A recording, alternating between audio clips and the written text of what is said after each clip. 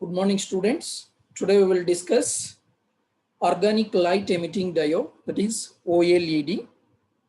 Sometimes we will call OLED as PLED also, that is polymeric light emitting diode.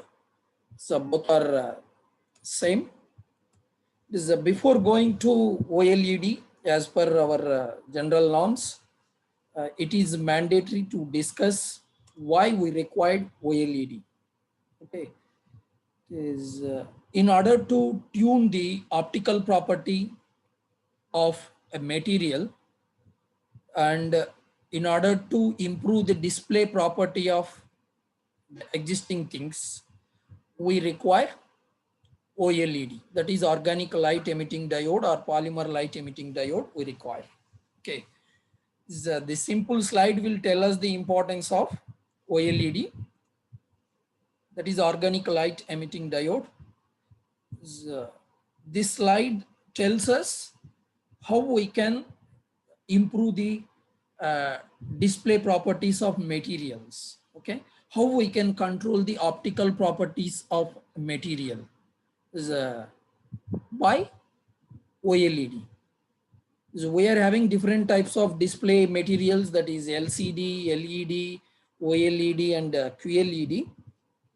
At present, we are going to discuss about only organic light emitting diode. But in order to understand the OLED principle, it is mandatory to know about LED, that is light emitting diode. By using LED, what we can tune the optical property. If we are tuning the optical property means our general assumption is we are controlling the electron confinement or electron movement in the material. So by controlling the electron movement, what we can tune the optical property of a material. The LED is nothing but what is the basic thing behind in LED, a basic principle or mechanism. We are tuning the optical property of a device. Okay. As I discussed earlier, electron will decide the physical and chemical properties of a material. Let us now, if you are keeping your material in presence of light, what will happen? So we know materials are having bands, that is valency band and conduction band. Okay. So here clearly we are indicated with VB and CB, valency band and conduction band. Let us see the left diagram first. If you are keeping your material under the light, so what will happen? The electron will absorb the energy and it will go to the higher excited level or a higher electronic state. So now we are illuminating or we are keeping material in presence of light. That means light is absorbed by electron and it is going to the excited state.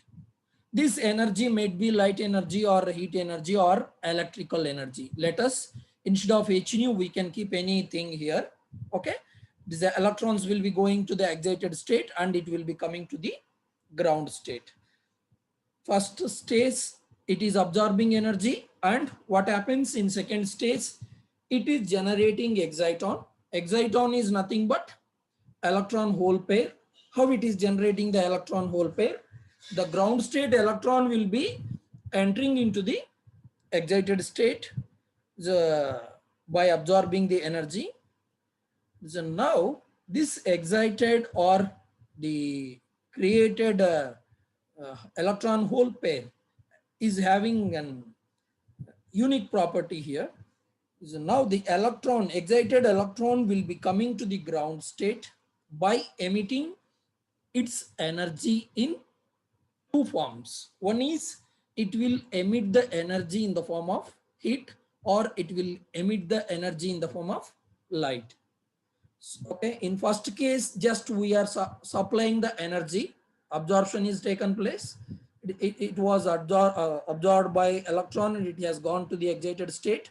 In second, so once if it is created the exciton, that is electron hole pair, what happens?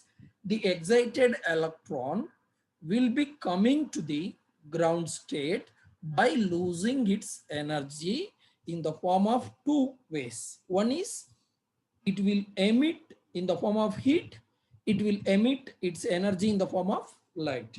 Okay, so now we are interested in the form of light. We are going to study about this light, this h nu.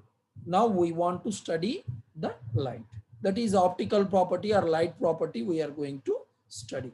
Now this heat or light generation process is this recombination. Recombination of electron hole pair is known as recombination. That means now if you are controlling this recombination process, is if we want to separate electron hole pair, we are separating.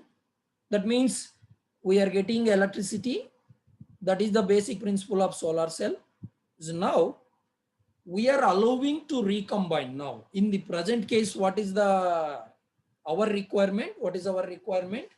We have to combine electron hole pair. So if we want to combine electron hole pair, what are the conditions we should? That we see. See, when this combination of electron hole pair will takes place, the electron is combining with hole. Okay, so what is the condition when it is happening? So when it is giving light, when it is giving heat. The first thing is when it is giving heat, if the semiconductor or our material, if it is having indirect band gap, our material should have indirect band gap. And when it will give the light, if our material is having direct band gap. We know what is the band gap, the difference between valency band and conduction band. Energy levels is known as band gap. Now, so what is this direct and indirect band gap? Let us discuss. So during the recombination, what happens? Either it will be emitting heat or it will be emitting light. If we want to emit heat, we have to choose certain material. If we want to emit the light, we have to choose certain material, that is semiconducting material. So now, so what happens if it is going to the excited state? The electron will be coming to the ground state by emitting photon. Now how we can tune the photon frequency? Is by adjusting the energy or by adjusting the band gap. That is nu is equal to E by H. You see that? That means if you are adjusting the E, we can adjust the frequency of the coming light. When if it is electron and hole is combining, what happens? It will be emitting the light. This is the principle of light emitting diode, LED principle. So now how we can control the light emitting or photon frequency? By controlling the band gap. If you could able to control the band gap or energy, this thing, we can control it. Now let us see what is this direct band gap and indirect band gap. We are having two bands here, the valency band and conduction band. Our electron is there in HOMO, or valency band is nothing but the bunch of HOMOs, that is highest occupied molecular orbitals in organic molecules. Conduction band means it is nothing but LUMO, lowest unoccupied molecular orbital. Our electron is there in valency band, that is in HOMO. Now it is excited to the conduction band. Okay, it has gone to the conduction band. Now the energy of the electron and mass of the electron, okay, that is the velocity and mass will decide the momentum. Okay, now the electron momentum and crystal lattice momentum both are same during this transition. What is that? That is known as direct band gap. Okay, electron is having mass, electron is having velocity. Now it is going to the excited state. That means the momentum of the electron or the momentum of the crystal lattice where that is taking place, both are same. That energies, there is no change in the position of valency band and conduction band energies. That is, maximum of valency band and minimum of conduction band both are matching. Now there is no change in electron momentum here. That is, this type of materials are known as direct band gap materials. Direct band gap materials. These type of materials will give us the light. That is what the advantage of direct band gap materials. Okay, it will be giving us the light. This wavy line indicates the generation of light. Okay, the band gap between conduction and valency band is delta. That's we are indicating. Now, what are the materials which will be having a direct band gap? The materials are aluminum gallium arsenide, arsenic phosphide, aluminum gallium phosphide, and indium gallium nitride, zinc selenide. Okay, these are the materials. Even if you want to generate red, green, blue, and blue green, depends on our requirement. We are using the direct band gap materials. The direct band gap materials, how we can define?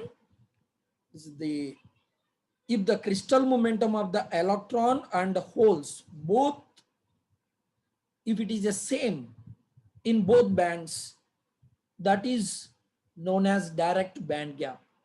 Crystal momentum of electrons and holes, whole electron momentum in valency band and electrons momentum in conduction band, if it is the same, that means mass and velocity in both the things are same, it is known as direct band gap.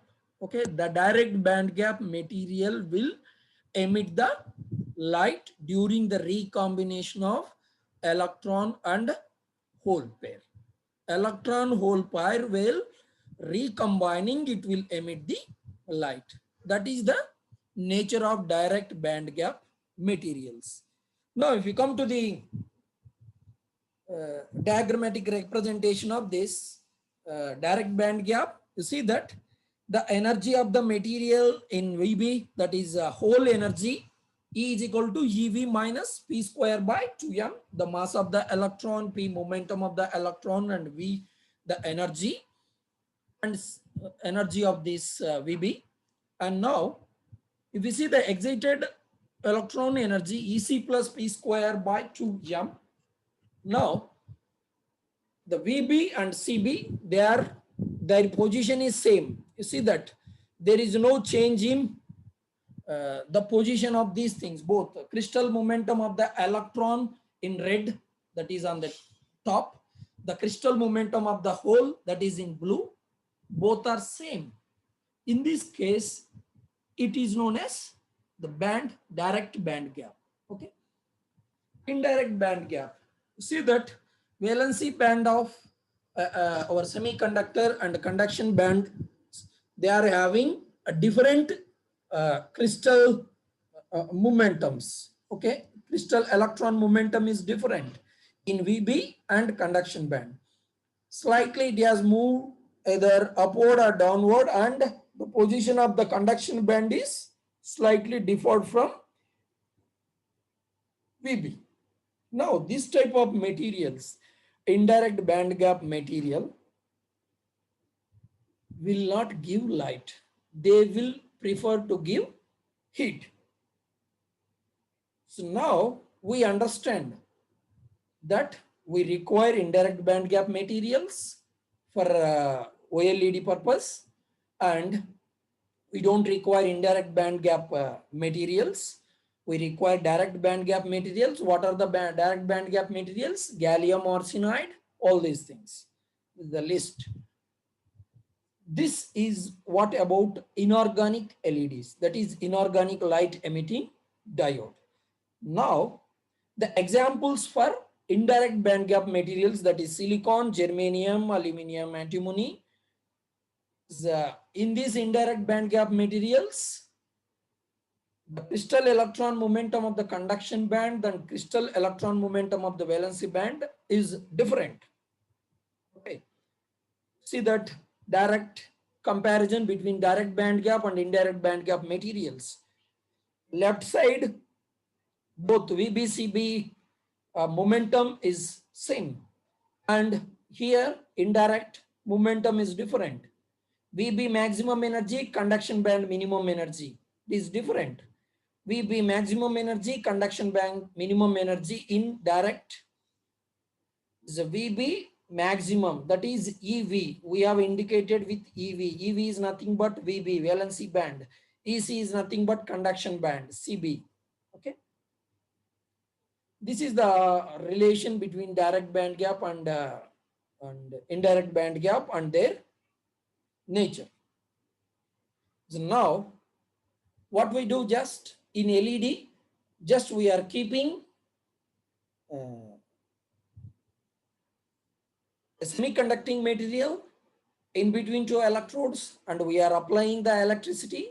It is a minute amount of electricity. What happens? Due to the combination of this electron and hole, what will happen? It will be giving us the light. Let us see this in between these two electrodes, cathode and anode, we are keeping gallium arsenide. And what happens?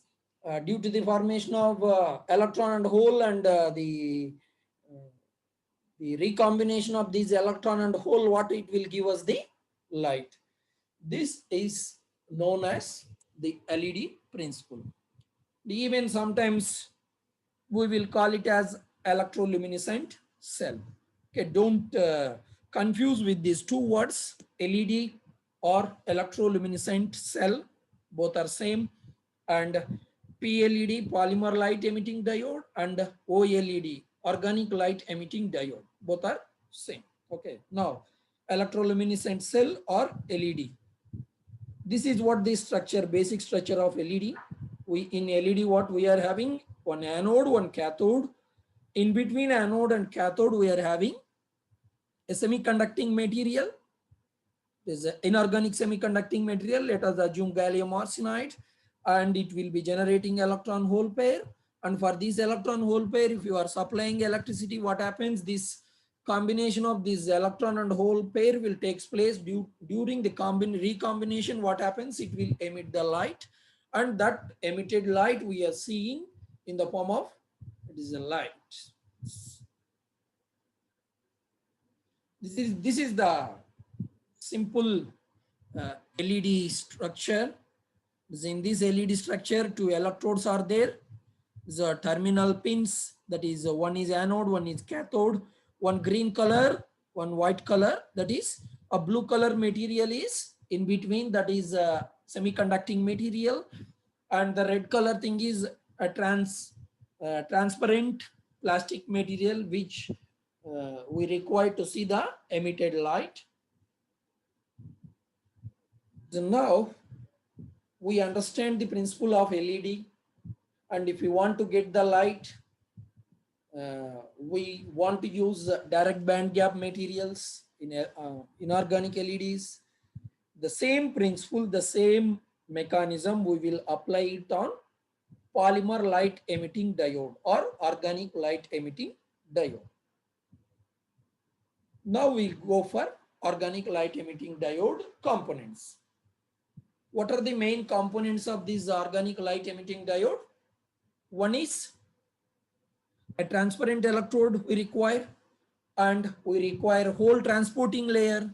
We require one electron transporting layer or emitting layer, and we require one more anode. We require totally 4 components. This is a majorly we require 4 components. One is the anode, one is cathode.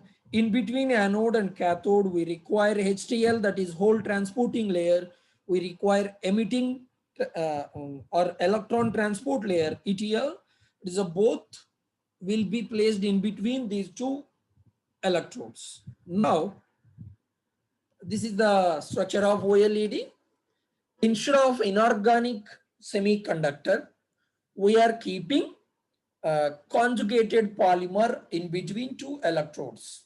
Now, we know well already the conduction mechanism in conducting polymers. How the conduction mechanism will takes place in conducting polymers due to the formation of polaron and uh, positive polaron and positive bipolaron, or negative polaron and negative bipolaron. Due to the formation of these things, the conduction mechanism or conduction will takes place. So now we are replacing the inorganic material, active inorganic material or semiconductor with conjugated polymer. The electrodes are same, that is one electrode is made up of with calcium or aluminum. So one more electrode is ITO, that is indium tin oxide. Okay, that is one more electrode. So now both electrodes are the same in LED and OLED, but the material is different. Since we are using polymeric material, we are calling it as a polymeric light emitting diode, or since we are using organic material, we are naming it as organic light emitting diode. Now, the main components of the OLED, we will be having a transparent seal, and cathode anode will be there, and in between one emission layer, one emissive layer and a conductive layer.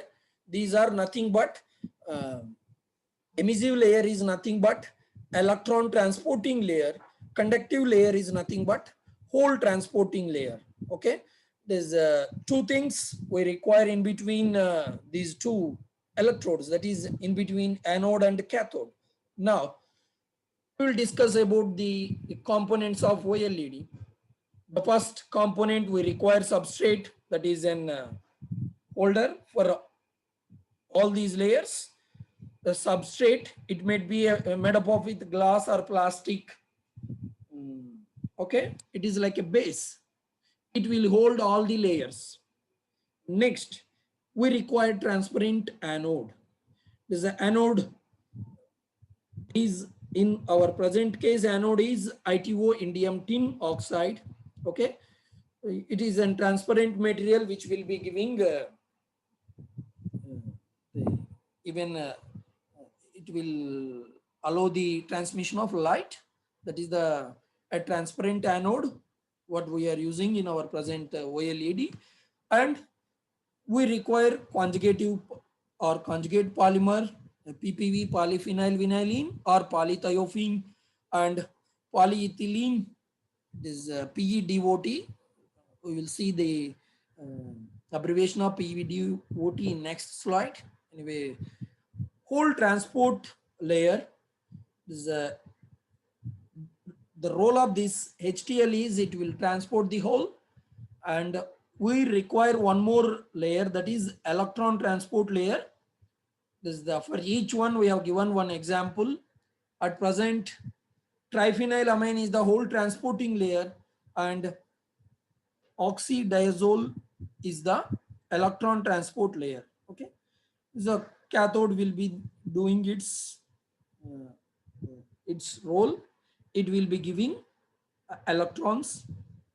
You see the construction of OLED, and as per our thing, we require anode. Yes, ITO, indium tin oxide is an anode material, and that is with red color. We are indicating it with red color. You see here, this is the indium tin oxide, red color thing, and at other end we are having cathode. It is made up of with aluminum. Okay, so we have not shown here substrate. Okay, let us leave here. How many components are there now? 1, 2, 3, 4, 5. 5 components are there. Sixth component is the substrate material. First one, ITO anode. It is a source for holes. That means it will be injecting holes at this end. And another, this end, aluminum is a cathode. And it will be near to our ETL. electron transport layer. Now, we know already if you are supplying electron to the electron transporting layer or polythiophene, what will happen? It will be polythiophene will be reduced and it will be forming negative polaron. If you are supplying 2 electron, polythiophene will form negative bipolaron. Okay. At this right side, copper thiocyanine. We have seen this molecule even in uh, organic solar cell. Okay. Even the same material can be used in OLED also. Copper thiocyanine. Copper thiocyanine will transport holes from this anode to a middle material. Okay, that is near is in between. We are having a polymeric layer which is made up of with PeDOT, poly 3,4 ethylene dioxythiophene. Okay, this is the abbreviation of PeDOT. PeDOT is placed in between your ETL and HTL, that is electron transporting layer and hole transporting layer. Now, from this side holes will come, from this side electrons will come. What will happen? They will combine both and they will emit the light. This is the working mechanism of OLED. The components of OLED are: one is substrate, one is ITO anode, one is aluminum cathode, one is ETL, that is electron transporting layer, one is HTL, that is hole transporting layer, and in between conjugate polymer will be there. Okay, this is the brief or the mechanism of OLED as well as construction of OLED. Both the things we are seeing, the construction as well as working mechanism of OLED. In this case, what will happen? Blue electrons will come from blue side to this red side. Holes will come from red side to blue side. They will combine in between in the phase, that is PeDOT polymer. There what will happen? They will combine both and they will give us the light. This is the working mechanism of OLED. Now, let us see the role of electron transporting layer, that is which is made up of with polythiophene, which is made up of with polythiophene. So how this polythiophene will form polaron and bipolaron? Let us, from cathode, electron is coming to the thiophene. What happens? Thiophene, any one of the double bond will abstract that, or the double bond will take that electron and carbon will get negative charge, and due to the polarization or due to the delocalization of electron in thiophene skeleton, what happens? Electron is moving. Just you see that this is happening in ETL, that is electron transporting layer. What happens? A polythiophene is forming negative polaron and negative bipolaron. So we know well already what is a polaron and what is negative polaron and negative bipolaron. So now this will happen at the first step here, electron transporting layer. In second step, copper thiocyanine is there. Since it is a complicated molecule, so we are not taking a whole transport mechanism for that molecule, and we have taken one simple molecule, that is known molecule, that is polyaniline. We know well already how the polyaniline will form a positive polaron. That means this polyaniline will be acting like whole transporting layer. Now bipolaron is there in polyaniline. This is positive bipolaron, and a negative polaron will be coming from polythiophene. If these both are combining, what happens? It will emit the light. This is what happens in organic light emitting diode. In inorganic light emitting diode, directly electron and hole will combine and it will give us the light. But in OLED, we need electron transporting layer, we need hole transporting layer. These both layers will combine at one point. At that point, light will be emitted. Okay. In first case, how this will form? Negative bipolaron. And how this, instead of this phthalocyanine, we have taken polyaniline. That polyaniline will form positive bipolaron. Positive bipolaron it will form, and both the sides, this side whole will be coming from anode to cathode, and the electron will be coming from cathode to anode. Both they will mix at mid, that is p dot phase, and they will give us the light. This is what happens during the light emission. And simply, instead of writing all these complicated structures and these things, just in order to understand the mechanism of OLED, just you see that we are having ITO, that is anode, aluminum cathode is there. And now from aluminum side, electron, that is P minus polaron, thiophene is forming negative polaron. And from ITO side, polyaniline is forming positive polaron, and positive polaron will be coming towards cathode, and this negative polaron will be coming towards anode. And what happens? They will form exciton, and exciton will be recombined, and it will be giving us the light. This is the working mechanism of OLED, organic light emitting diode. Mechanism, just whatever we have discussed up to now, those points are given in this slide. We are applying the voltage, it will be generating positive polaron and negative polaron, and polarons will be traveling in opposite directions, and they will be combining at one point, and it will be giving us the monochromatic light. This is the mechanism of OLED. And advantages of OLED is lower the cost, maybe in future, not now. It is right now it is costly. Okay. It is having a lightweight and flexible. Due to the polymer, we can make it in, we can keep it in different substrates. And major advantage of OLED is wider angle view. Okay, we can see it in different angles, and better power efficiency and response time also is good for OLED. And disadvantages, lifespan is less, and color balance also a problem, and efficiency of blue OLEDs is a question mark. And the in presence of humidity conditions, or in presence of water, it will be damaged. And outdoor performance is a question mark, and power consumption is also one of the disadvantages of OLED. In order to improve this, or in order to overcome these disadvantages, people are working vigorously, and even they are doing research. For this research, LG, Samsung, this type of display technology companies, they are sponsoring even good projects. They are spending money in billions.